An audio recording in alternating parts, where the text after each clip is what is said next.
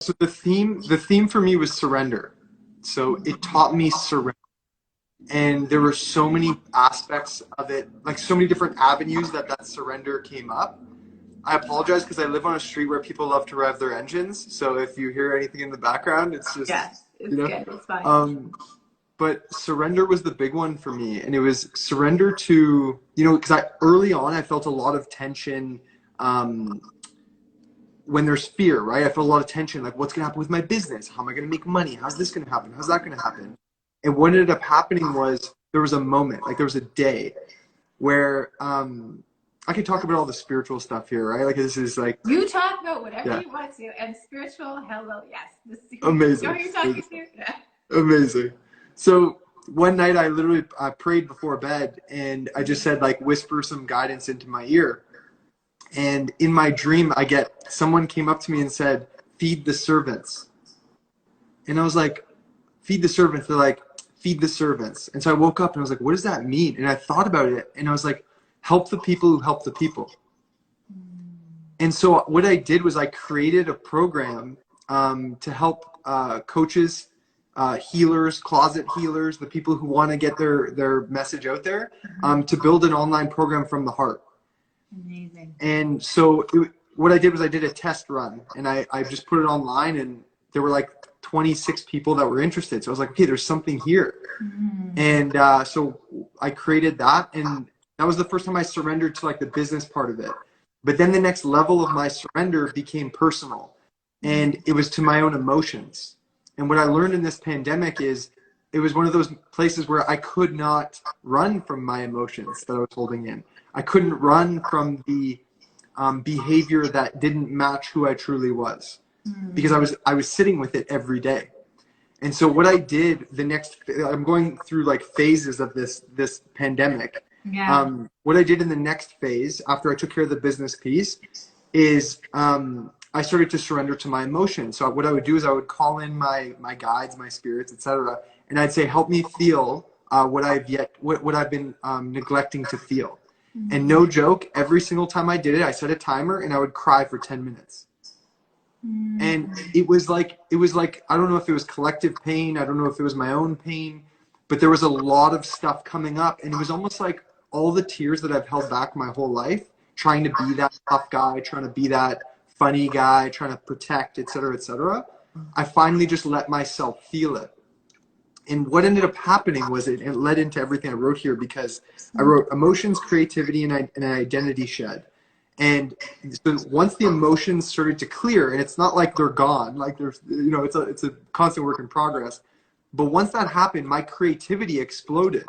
And so I was dating someone at the time who was into painting, and she got me into painting. And so it became this thing. And I've never painted in my life. But it was the most peaceful, therapeutic experience that I've ever went through. And I realized like it didn't matter what I was feeling. If I was angry and I painted, it was sorry, I was going to swear. It was beautiful. Okay. Yeah. If I was feeling really sensitive and soft, it came out beautiful. And the best thing about this painting was that with the word surrender, there were times where I was like, okay, I'm going to make this painting. It's going to look like this. It's going to look like that. Every time I did that, it was terrible. So I learned to just surrender and allow the canvas to be my day, be my life, where it's like, what do I feel like doing right now? Oh, I'm just going to do this. I'm going to mess this up a little bit. I'm going to do this. I'm going to try this. And at the end, I'm like, oh my gosh, I love this. Wow. And so, yeah, and it was a beautiful experience of surrender and what happens when we surrender. And it's like I say, when we surrender, it's like we're pulled by God on the chairlift. And it's not to a place, it's to an embodiment. And that embodiment takes form in so many different ways. And I think that's the biggest piece for me in the identity shedding is the idea of I'm not just a coach. I'm not just a brother. I'm not just a cousin. I'm not just this. I'm an infinite being. And how that shows up, it doesn't even matter. And this was the funny part is after all this happened, someone comes into my apartment and they go, where'd you get that painting? And I was like, oh, I made it. And she's like, I'll buy it. And I'm like, what? Like, this is the thing, is like, I literally just started painting like, 5 months ago. But it's such a great lesson that, like, for me, I'd have to be like, oh, but I'm not an artist. Oh, but I'm not this. And I'm like, what a great lesson of, I don't know. Like, we never know. Like, someone just typed in, I am. That's what I've learned. This process is like, if I say I am a blank, I'm actually limiting myself. And it doesn't mean that it's not true, but I'm limiting myself to what is possible beyond that. And so that was really powerful. Then what else did I put in here? Surrender. Go back here. There was drawing stuff. Oh, darkness. So the darkness that came about through the middle of the pandemic, and it's the darkness that has always been there. It just started to come to the surface with Black Lives Matter, with a lot of things that were going on. That darkness, it showed how I react to darkness. And I realized that darkness is a manifestation of everyone's internal darkness. And as a white male, there was a lot of things that were very uncomfortable for me to face, right? Because I was like, yeah, I do this and I do that. I work with people of color. Like, but this is the thing, is it's like the journey of self-discovery. It doesn't end. We're continuously evolving. There is no answer that, like, okay, I've done this, therefore I am an ally, or therefore I am, helping everyone. It's a constant progression.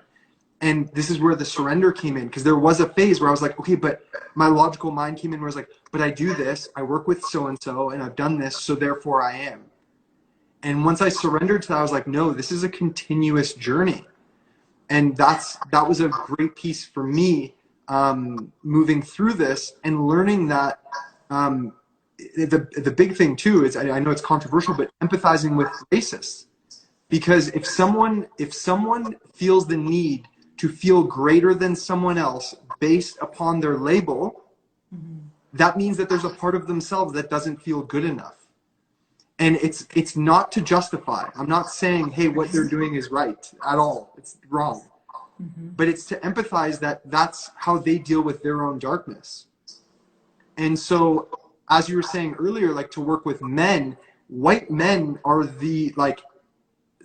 they're actually like, I have white men in my programs, but they're actually the least open to this work. And I find that it's extremely difficult to teach someone that it's okay to be vulnerable enough to say, hey, I messed up, or hey,